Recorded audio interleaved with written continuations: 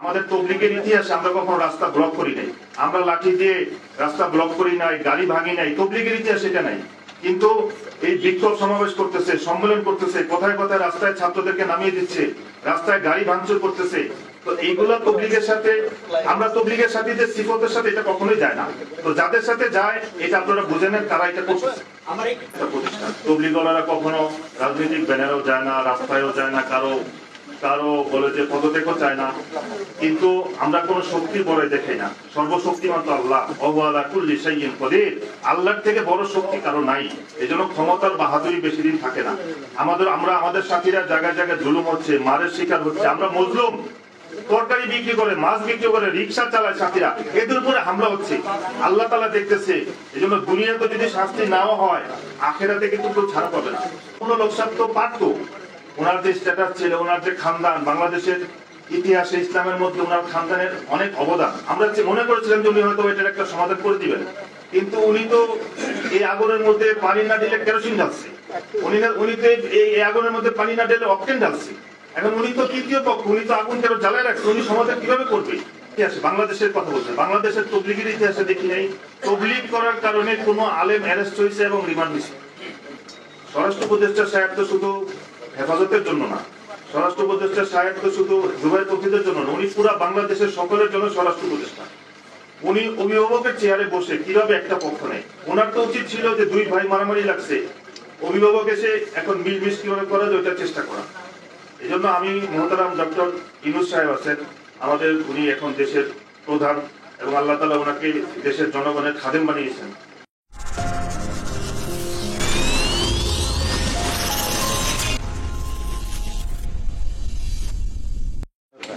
আসসালামু আলাইকুম ওয়া রাহমাতুল্লাহি ওয়া বারাকাতুহু।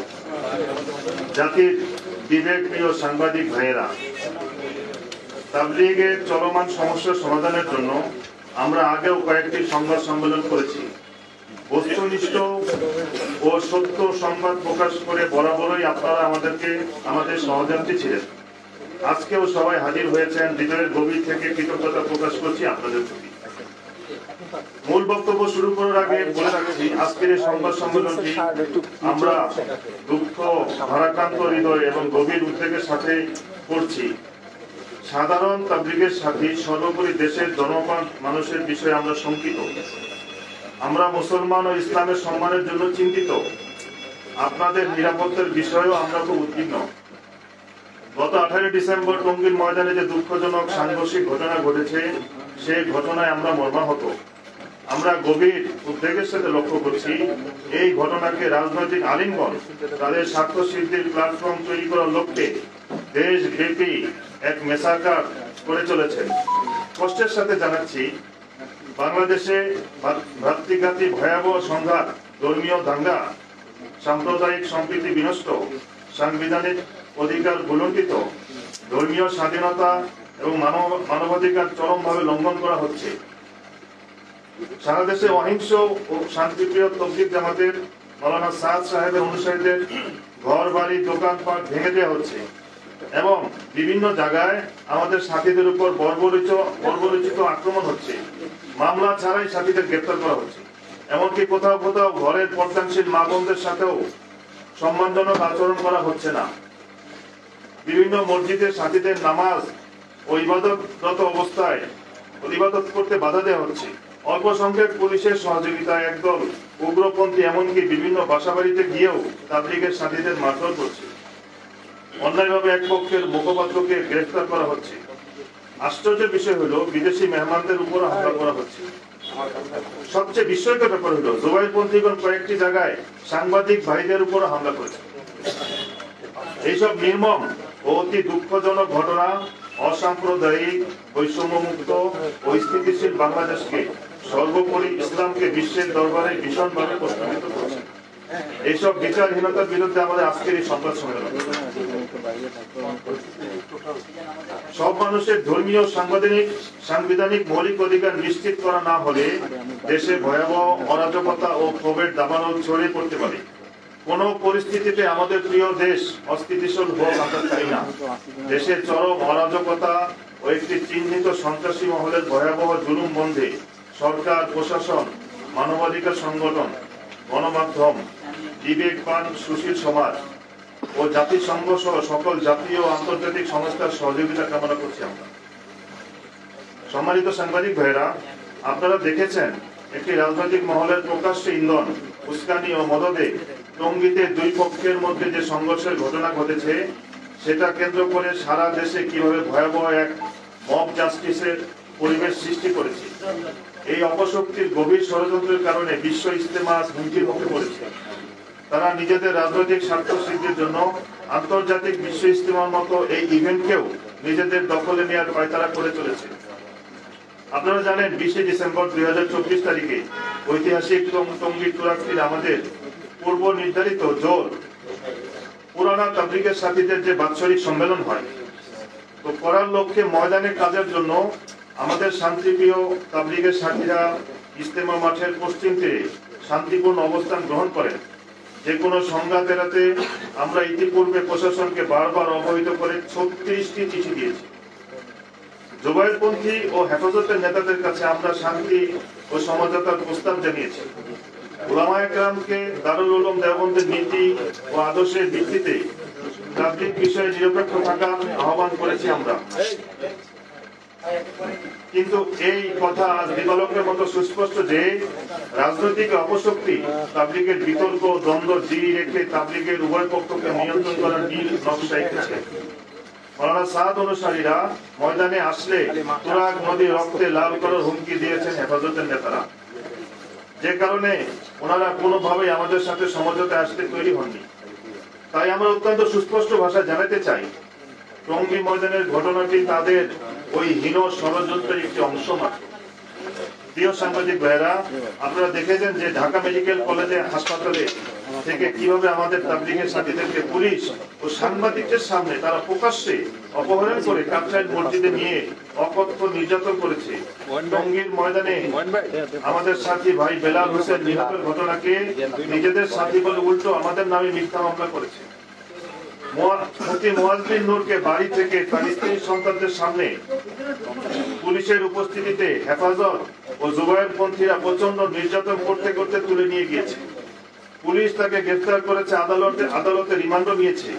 এইসব বিষয়ে অনেক উদ্বেগ তৈরি করেছে। আমরা মিথ্যা মামলায় গ্রেফতার হওয়া মুফতি মুয়াজ বিন নূরের নিঃশর্ত মুক্তির দাবি জানাচ্ছি। এছাড়াও তাবলীগের শীর্ষ মুরব্বী যাদের ওইসব ঘটনার সাথে বিন্দু মাত্র সম্পৃক্ততা নেই, তাদেরকে মিথ্যা মামলায় জড়িয়ে রাতে দিনে হয়রানি করা হচ্ছে। পুলিশ জুবায়েরপন্থীদের মামলা গ্রহণ করলেও দুঃখজনকভাবে আমাদের নিহত সাথীর পক্ষে তাদের বিরুদ্ধে মামলা গ্রহণ করেনি, যার ফলে জুবায়েরপন্থী ও হেফাজত কর্মীরা একত্র হয়ে সারা দেশে সিরিজ হামলা ও ব্যাপক সহিংসতা সৃষ্টি করে যাচ্ছে। এবং এইসব উগ্রতায় বরাবরের মতোই সহজ সরল মাদ্রাসার ছাত্রদের ঢাল হিসাবে ব্যবহার করে পরিস্থিতিকে ভয়াবহ করে তোলা হচ্ছে।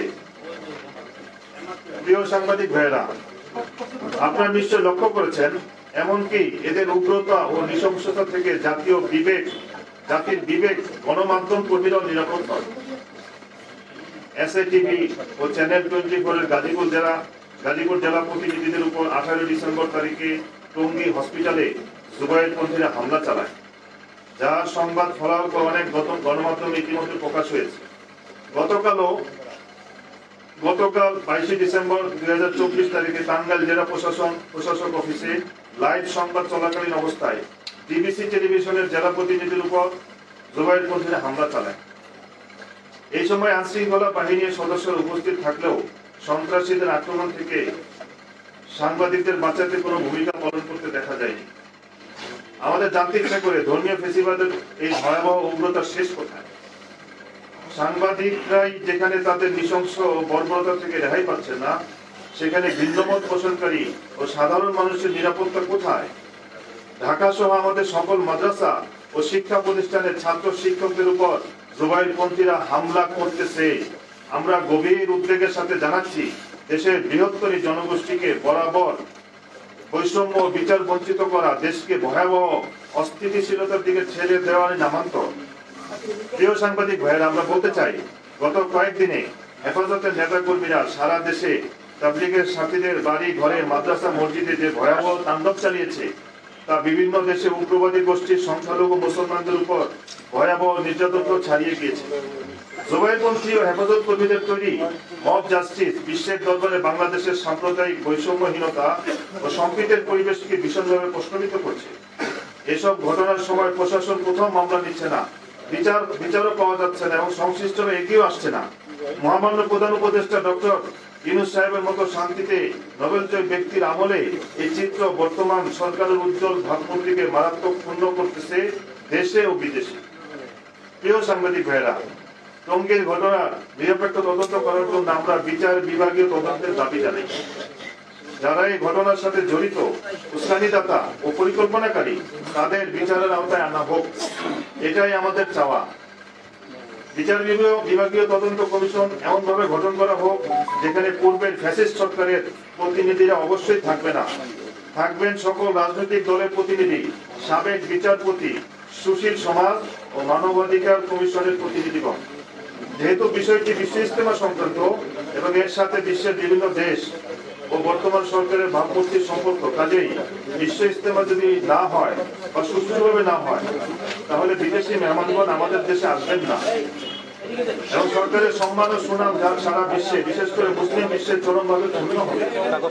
তাই সরকার ঘোষিত 7-8-9 ফেব্রুয়ারি 2025 তারিখে বিশ্ব ইজতেমার দ্বিতীয় পর্ব অনুষ্ঠানের প্রস্তুতি ও বিদেশি মেহমানদের অংশগ্রহণ নিশ্চিত করার বিষয়ে মাওলানা সাদ সাহেবের অনুসারীদের পক্ষ থেকে প্রশাসনের কাছে সব রকমের সহযোগিতা আশা করছি। প্রসঙ্গত উল্লেখ্য, গত বছরের ইজতেমায় জুবাইরপন্থীদের বিদেশি মেহমান ছিল 1200 জন আর নিজামুদ্দিন অনুসারীদের মেহমান ছিল 9000-এর উপরে। এই হিসাবে বিস্তারিত প্রশাসনের কাছে। আমার প্রিয় সাংবাদিক ভাইয়েরা, আমরা আপনাদের মাধ্যমে প্রশাসন সহ গোটা জাতির কাছে স্পষ্ট করে বলতে চাই, তাবলীগের মূল ধারার কার্যক্রম দুনিয়া জুড়ে দিল্লি নিজামুদ্দিন মার্কাজ থেকে গত 100 বছর ধরে পরিচালিত হয়ে আসছে। নিজামুদ্দিন মার্কাজ অনুসারী মার্কাজের সরাসরি তত্ত্বাবধানে প্রায় 66 বছর ধরে টঙ্গীর চূড়ার তীরে বিশ্ব ইজতেমা অনুষ্ঠিত হয়ে আসছে।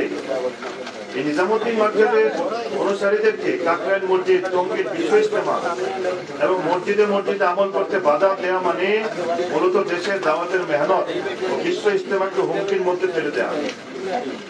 বাংলাদেশ সহ সারা পৃথিবীর কোটি কোটি নিজামুদ্দিন অনুসারী তাবলীগের সাথে কোনোভাবে এই বৈষম্য মেনে নেবে না এবং নিতে পারে না। দুঃখের সাথে বলছি, মহামান্য স্বরাষ্ট্র উপদেষ্টা ও ধর্ম বিষয়ক উপদেষ্টার মধ্যে আমরা এই বিষয়ে সদিচ্ছার যথেষ্ট অভাব পরিলক্ষিত করছি। তারা বিচার বিশ্লেষণ ও বিচার বিভাগীয় তদন্ত এবং মীমাংসার আগেই এক পক্ষের হয়ে যেভাবে কথা বলছেন, সেসব গোটা জাতিকে হতাশ করতেছে। সঠিক সময় আমাদের কাকরাইল মসজিদ এবং টঙ্গী ইজতেমা ময়দান বুঝিয়ে দিয়ে আমাদের বিশ্ব ইজতেমার নির্দিষ্ট তারিখে ইজতেমা অনুষ্ঠান করার সকল কার্যক্রম নিশ্চিত করতে হবে। 6, সারা দেশে জুবাইরপন্থী ও হেফাজত কর্মীরা নিজামুদ্দিনের অনুসারীদের উপর যে জুলুম ও নির্যাতন চালাচ্ছে, সেই সবের বিরুদ্ধে কঠিন ব্যবস্থা গ্রহণ করতে হবে। 7, বারবার তাবলীগের সাথীদের এমন সংঘর্ষ করতে না হয় সেজন্য রাজনৈতিক ব্যক্তি ছাড়া তাবলীগের উভয় পক্ষকে নিয়ে সমঝোতার পরিবেশ তৈরি করতে হবে। আর বিদেশ থেকে আসবেন এমন মেহমানদের ভিসা সংক্রান্ত যাবতীয় ইন্তজাম দ্রুত সম্পন্ন করতে হবে। 9, সারা দেশে তাবলীগের সাথীদের পরিচালিত মসজিদ ও মাদ্রাসা সহ বিভিন্ন শিক্ষা প্রতিষ্ঠানের নিরীহ ছাত্র ও শিক্ষকদের নিরাপত্তা নিশ্চিত করতে হবে। 10, যে কোনো অবস্থায় সাধারণ মুসল্লি, গণমাধ্যম কর্মী ও সাংবাদিকদের নিরাপত্তা নিশ্চিত করতে হবে। এসব হামলা ও উগ্রতার কাজে মাদ্রাসার অবুঝ ছাত্রদের ব্যবহার করা যাবে না। তাবলীগ জামাত বাংলাদেশ এর উলামা একরাম এবং সর্বসাধারণ ধর্মপ্রাণ মুসল্লিগণের পক্ষে আপনারা তবলীগের যে হেডকোয়ার্টার, মূল মার্কাজ, সেটা হলো নিজামুদ্দিন। ওইখান থেকে 1924 ওই সময় এই তবলীগের কাজ শুরু হয়েছে এবং সারা দুনিয়ায় প্রায় 260টা দেশে তাবলীগের কাজ চলতেছে। এখন মূল মার্কাজ থেকে, মূল যে হেডকোয়ার্টার, ওইখান থেকে কিছু লোক আলাদা হয়ে তাবলীগের মতোই আরেকটা কিছু শুরু করেছে। আপনারা বলেন তাহলে মূল তাবলীগ কারা হবে? অনেকে আছে মাদ্রাসা, একটা বড় মাদ্রাসা, এখানে 30 জন উস্তাদ আছে, তো এটা হলো মূল মাদ্রাসা। কিন্তু এখান থেকে আলাদা হয়ে 2 জন উস্তাদ আলাদা হয়ে আরেকটা মাদ্রাসা তৈরি করলো। এখন আপনারাই বলেন মূল মাদ্রাসা কোনটা? এই জন্য এটা একটা মানুষকে ধোকা দেওয়ার জন্য বা মানুষকে বলদ বোঝানোর জন্য একটা কথা, মানুষকে আক্রমণ করার জন্য কথা যে জুবাইরপন্থী সাতপন্থী। আমরা তো সাতপন্থী বলি না, আমরা বলি নিজামুদ্দিনের অনুসারী। বিশ্বের সারা দুনিয়াতে যত মার্কাজ আছে সমস্ত মার্কাজ নিজামুদ্দিন হলো হেডকোয়ার্টার, যেটা দিল্লিতে অবস্থিত। তো ওই অনুসারী হয়ে কাজ করতেছে। আচ্ছা, আর এটার সাথে সম্পৃক্ত না একটা প্রশ্ন উত্তর দিয়ে দেই। ওনারা আমাদেরকে বলতেছে ইদানিং যে আমরা ভারতপন্থী, ভারতের সাথে সম্পৃক্ত।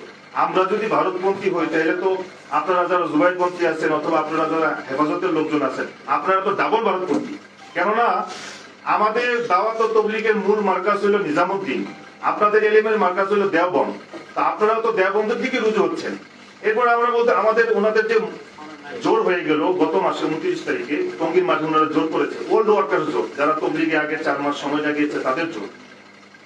তো ওইখানে যারা আসছেন ওনাদের শীর্ষ মুরব্বী যিনারা বয়ান করেছেন, তো ওনারা যারা স্পিচ দিয়েছেন ওনারা সবাই দিল্লি থেকে এসেছেন, মৌলভী ইব্রাহিম দেওয়ার সাহেব, মাওলানা আহমেদ লাট সাহেব। তো এই জন্য এটা মানুষকে একটা বোঝানোর জন্য একটা ভুল ব্যাখ্যা করা, কিছু না। আর আপনার দ্বিতীয় প্রশ্ন যেটা যে সন্ত্রাসী ট্যাগ দিচ্ছে, আপনারা সাংবাদিক ভাইরা আছেন, সাংবাদিক ভাইদের কল্যাণে এবং এখন সবার হাতে হাতে অ্যান্ড্রয়েড ফোন, আপনারা দেখেন আমরা রাস্তায় নামছি কিনা। আমাদের তবলিগের ইতিহাসে আমরা কখনো রাস্তা ব্লক করি নাই, আমরা লাঠি দিয়ে রাস্তা ব্লক করি নাই, গাড়ি ভাঙি নাই, তবলিগের ইতিহাস এটা নাই। কিন্তু এই বিক্ষোভ সমাবেশ করতেছে, সম্মেলন করতেছে, কোথায় কোথায় রাস্তায় ছাত্রদেরকে নামিয়ে দিচ্ছে, রাস্তায় গাড়ি ভাঙচুর করতেছে। তো এইগুলো তবলিগের সাথে, আমরা তবলিগের সাথে যে সিফতের সাথে এটা কখনোই যায় না।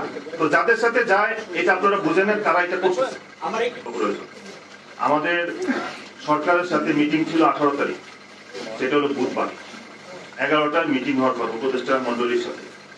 আর আমরা এই পর্যন্ত 36টা চিঠি দিয়েছি প্রশাসনকে যে আমরা 20 তারিখে জোর করব, এবং সারা বাংলাদেশের সমস্ত সাথীদেরকে আমাদের জানিয়ে দেওয়া হয়েছে। আপনারা জানেন এটা সারা বাংলাদেশে যে ম্যাচুরেট লোক এবং তাবলিগের সাথী আকসার বেশিরভাগ আমাদের সাথে। তো সাথীদেরকে যখন জানাই দেওয়া হয়েছে সাথীরা চলে আসবে, কারণ ইজতেমার মাঠ এই প্রায় 2 লক্ষ থেকে 3 লক্ষ লোকের নামাজের ব্যবস্থা করা, এরপরে প্যান্ডেল তৈরি করা। আপনারা জানেন বিদেশি মেহমান আমাদের এখনো প্রায় 1500-র মতো বিদেশি মেহমান আছে আমাদের এই দেশে, এই জোট করার জন্য এসেছে বা আরো আসবে। তো সবকিছু মিলে আমরা বললাম যে ঠিক আছে 17 তারিখ রাতে চলে আসো, মঙ্গলবার রাতে। আমাদের ফাইসাল এটা ছিল, আমাদের যে পশ্চিম পাশে মার্কাজ, পশ্চিম পারে নদীর ওই মার্কাজের সামনে যত রাস্তা আছে এবং উত্তরাংশ আমরা ওইখানে বসে যাবো সব সাথে, আমরা কোনো মোকাবেলায় যাব না।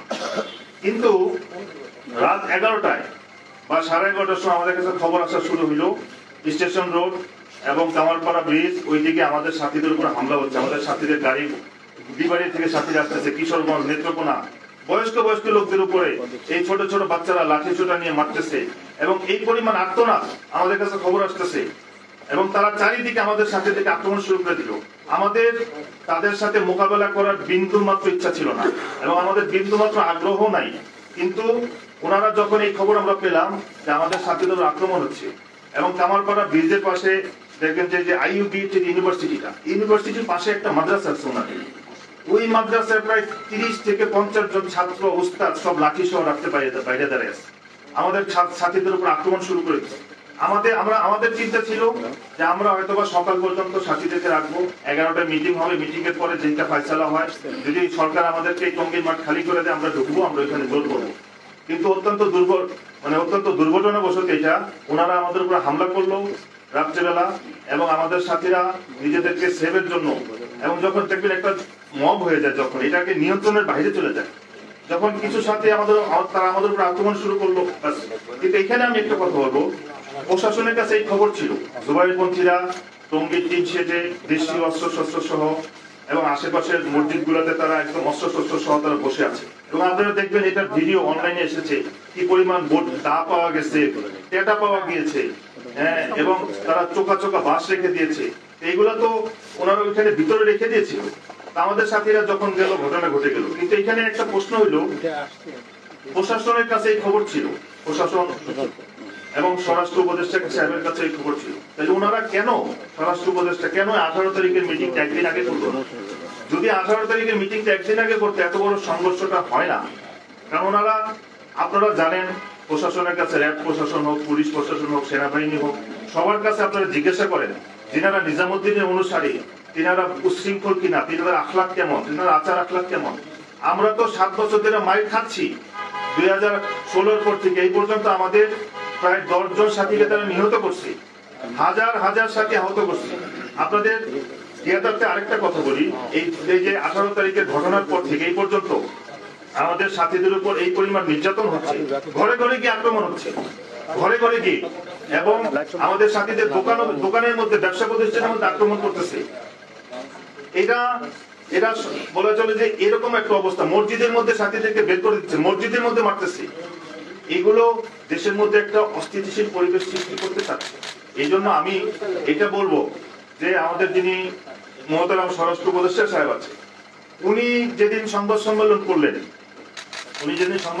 করলেন, মৌলানা মামুনুল হক সাহেব পাশে, জুনায়েদ আল হাবিব সাহেব পাশে, মৌলানা রবিউল হক সাহেব উনি সুরা ওই পন্থের, উনি বাম পাশে বসে এক কোনায়, কিন্তু কথা বলতেছে মামুনুল হক সাহেব।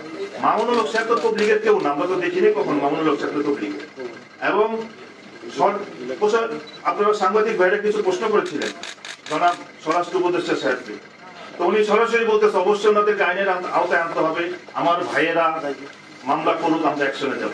এরপরে সাংবাদিকরা বললেন যে সাতপন্থীরা ইস্তেমা করতে পারবে কিনা, বলেন যে আমার ভাই একটা ভালো পরামর্শ দিয়েছে। সব কথা আমার ভাই, সব কথায়। একজন সাংবাদিক ভাই প্রশ্ন করলেন যে এই অবস্থায় সরকারের অবস্থান কি। উনি একটা কথা বললেন, সরকার এবার একটা কমা দিলেন, কমা দিয়ে বললেন আমি বলবো আমার ভাইয়েরা আলোচনা করুক। তো আমার ভাইয়েরা আলোচনা করে তো সমাধান করতে পারবে না। মৌলানা মামুনুল হক সাহেব তো পারতো, ওনার যে স্ট্যাটাস ছিল, ওনার যে খানদান, বাংলাদেশের ইতিহাসে ইসলামের মধ্যে ওনার খানদানের অনেক অবদান, আমরা মনে করেছিলাম যে উনি হয়তো এটার একটা সমাধান করে দিবেন, কিন্তু উনি তো এই আগুনের মধ্যে পানি না দিলে কেরোসিন ঢালছে, উনি তো এই আগুনের মধ্যে পানি না দিলে অক্টেন ঢালছে। এখন উনি তো তৃতীয় পক্ষ, উনি তো আগুন কেন জ্বালায় রাখছে, উনি সমাধান কিভাবে করবে? জনাব বলে যে মহতারাম স্বরাষ্ট্র উপদেষ্টা সাহেব উনি ভাবছিলেন এটা মনে খুব সামান্য একটা বিষয়। এটা দুইটা কারণ হইতে পারে, এটা হইতে পারে যে উনি এই ব্যাপারে উদাসীন, যে না এটা একটা সামান্য বিষয়, এটা সমাধান হয়ে যাবে। অথবা উনি ভাবছিলেন যে উনি ব্যস্ত অন্য কোনো কাজে, এই কাজে সময় দিতে পারেন না। কিন্তু এত বড় সংঘর্ষ, এত বড় মজমা আসতেছে, প্রায় 3 লক্ষ মজমা, এটা জনাব স্বরাষ্ট্র উপদেষ্টা সাহেব আগে থেকেই জানতেন। 18 তারিখ ঘটনা ঘটলো, তো আমরা মামলা করতে গেলাম, আমাদের এক সাথী মারা গেছে বেলাল ভাই, আমরা মামলা করতে গেলাম, আমাদের মামলা নিল না। আমাদের মামলা না নিয়ে বরঞ্চ স্বরাষ্ট্র উপদেষ্টা সাহেব পাশে মামুন সাহেবকে বসে বলতেছে আপনারা মামলা করেন, আমরা অ্যাকশনে যাব। ওই দিন রাতেই মামলা হলো, আমাদের শীর্ষস্থানীয় মুরব্বীদের নামে মামলা করা হলো, এবং মুফতি মুয়াজ বিন নূর অ্যাকশনে অ্যারেস্ট হয়ে গেল এবং ওনাকে রিমান্ডও দেওয়া হলো। আমরা তবলিগের ইতিহাসে, বাংলাদেশের কথা বলছি, বাংলাদেশের তবলিগের ইতিহাসে দেখি নাই তবলিগ করার কারণে কোনো আলেম অ্যারেস্ট হয়েছে এবং রিমান্ড হয়েছে। আর 2 নম্বর লোক যে স্বরাষ্ট্র উপদেষ্টা সাহেব তো শুধু হেফাজতের জন্য না, স্বরাষ্ট্র উপদেষ্টা সাহেব তো শুধু জুবাইর তৌহিদের জন্য না, উনি পুরা বাংলাদেশের সকলের জন্য স্বরাষ্ট্র উপদেষ্টা। উনি অভিভাবকের চেয়ারে বসে কিভাবে একটা পক্ষ নেয়, ওনার তো উচিত ছিল যে 2 ভাই মারামারি লাগছে, অভিভাবক এসে এখন মিলমিশ কিভাবে করা যায় ওইটার চেষ্টা করা। এই জন্য আমি মহতারাম ডক্টর ইউনূস সাহেব আছেন আমাদের, উনি এখন দেশের প্রধান এবং আল্লাহ তাআলা ওনাকে দেশের জনগণের খাদেম বানিয়েছেন। আমি ওনার কাছে দরখাস্ত এবং গুজারিশ এটা যে আপনি যে ডিপার্টমেন্টকে দায়িত্ব দিয়েছেন ওনারা এটা ফেল, ওনারা পারবে না, কারণ ওনারা একটা পক্ষ নিয়ে নিচ্ছে। এই জন্য আপনি দোনো পক্ষের শীর্ষস্থানীয় মুরব্বী যারা আছে ওনাদেরকে নিয়ে অতি সত্বর বসেন। আপনি যদি বসেন এই দোনো পক্ষের শীর্ষস্থানীয় মুরব্বীকে দিকে নিয়ে, এখানে তৃতীয় কোনো পক্ষ থাকবে না, এই সমস্যার অনেক সহজে সমাধান হয়ে প্রতিষ্ঠান। তবলিগওয়ালারা কখনো রাজনৈতিক ব্যানারেও যায় না, রাস্তায়ও যায় না, কারো বলে যে পদত্যাগও চায় না, কিন্তু আমরা কোন শক্তি বড় দেখাই না। সর্বশক্তিমান তো আল্লাহ, ওয়ালা কুল্লি শাইইন কদির, আল্লাহর থেকে বড় শক্তি কারো নাই। এজন্য ক্ষমতার বাহাদুরি বেশি দিন থাকে না। আমাদের সাথীরা জায়গায় জায়গায় জুলুম হচ্ছে, মারের শিকার হচ্ছে, আমরা মজলুম। তরকারি বিক্রি করে, মাছ বিক্রি করে, রিক্সা চালায় সাথীরা, এদের উপরে হামলা হচ্ছে, আল্লাহ তাআলা দেখতেছে। এজন্য দুনিয়াতে যদি শাস্তি নাও হয়, আখিরাতে কিন্তু কেউ ছাড় পাবে না। এই জন্য আমরা তো মজলুমের বদদোয়া হইতে বাঁচিয়ে থাকিও, রাসূল সাল্লাল্লাহু আলাইহি ওয়াসাল্লাম বলেছেন। এবং মজলুমের বদদোয়া এবং আল্লাহ পাকের আরশের মধ্যে কোনো পর্দা থাকে না। এই জন্য শক্তির বিষয় না, এটা তো বুদ্ধির বিষয় এবং দিল দিয়ে বোঝার বিষয় যে আসলে ওনারা এখন কি চাইতেছে। ওনারা চাইতেছে যে আমাদেরকে জোর জবরদস্তি করে ওনাদেরকে মানানোর জন্য। ঘরের নোংরা কাপড় বাইরে দুবাই ধুইতে হয় না, কেননা এটার দ্বারা হয় কি ঘরের লোকদের বেইজ্জতি হয়, ইজ্জত নষ্ট হয়ে যায়। তবলিগের এই কাজের দ্বারা এখন মানুষ, এই তবলিগের কাজটা এখন বিতর্কিত হয়ে যাচ্ছে, নিজেদের মধ্যে দ্বন্দ্ব সংঘাত। সাধারণ মানুষ আমরা যদি বিভিন্ন বাজারে গেছি, দোকানে গেছি, গাছ করতে, ভাই চলেন মসজিদে চলেন, এখন বলে না না আপনারা হুজুরের সমস্যা, কে সাতপন্থী কে জুবাইরপন্থী এটা দেখে না, বরঞ্চ এই তবলিগের কাজটাকে এবং ইজতেমাটাকে অনেকে প্রশ্নবিদ্ধ করতে চাচ্ছে। তসলিমা নাসরিন তো সরাসরি বলছে আমরা চাই বাংলাদেশে কোনো ইজতেমা না হোক। এখন আমার তো মনে হয় যারা এই তবলিগের পিছনে ষড়যন্ত্র করতেছে এবং তবলিগের কাজটাকে বিতর্কিত করতেছে, তারা তো চাচ্ছে বাংলাদেশের তাবলিগ বন্ধ হয়ে যাক, বাংলাদেশে ইজতেমা বন্ধ হয়ে যাক, এই পরিমাণ বিদেশি মেহমান আসে সব বন্ধ হয়ে যাক। আর সবচেয়ে দুঃখের কথা হলো এটা, বাংলাদেশ মানচিত্রের মধ্যে ছোট্ট একটা দেশ, হয়তো একটু কলম রাখলো এখানে যতটুকু জানে, সারা দুনিয়াতে প্রায় 260টা দেশের লোকজন সবাই বাংলাদেশে কি হচ্ছে এটা খোঁজ খবর রাখতেছে এবং বাংলাদেশের মান সম্মান অত্যন্ত কমতেছে। বিশেষ করে ওলামাদের মান সম্মান, ওলামা একরামের ব্যাপারে একটা ব্যাড রিফ্লেক্ট, একটা ব্যাড মেসেজ সারা দুনিয়া যাচ্ছে। এই জন্য এটা আমাদের কাম্য না। আমরা শান্তিতে বিশ্বাসী এবং আমরা চাই যে এটা একটা সুষ্ঠু সমাধান।